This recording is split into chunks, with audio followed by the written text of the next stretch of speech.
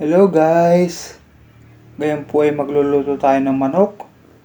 Tsambayadong manok po ang ating putahe ngayon. Ayan po. Yan, babad lang po natin yung manok na tinadtad. Babad po natin sa tuyo.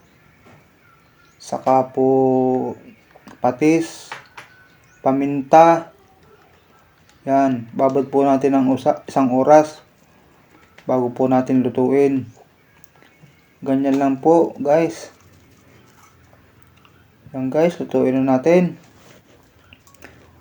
Naglagay po tayo ng mantika. Painitin lang po natin yan. At pwede na pong ilagay ang bawang pag mainit na. Isunod po natin ang sibuyas. Yan.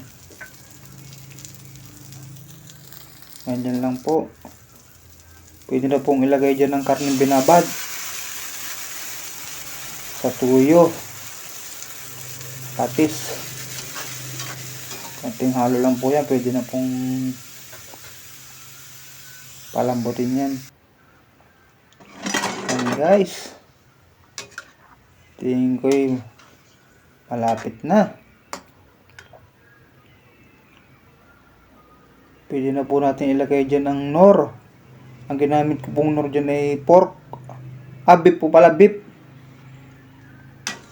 Nor beef. Kalahati lang po. Dahil kaunti lang po ang manok natin, kalahati lang po yung luto ko. Yan. Pwede na po natin ilagay dyan ang tomato sauce. Para magandang ang lasa. Tomato sauce po ang ginamit ko. Saka po lagyan din natin ng honey. Yan, honey. Pantanggal suya. Testingin po natin ng honey kung masarap nga. Yan guys. Masarap na. Masarap ng tingnan. Yan, lalagay po natin dyan ay Mang Tomas.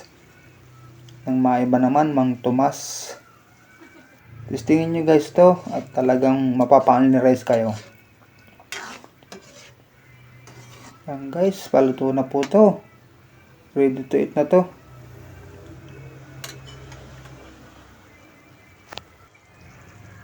Yan guys. Ready to eat na. Thank you for watching po. God bless.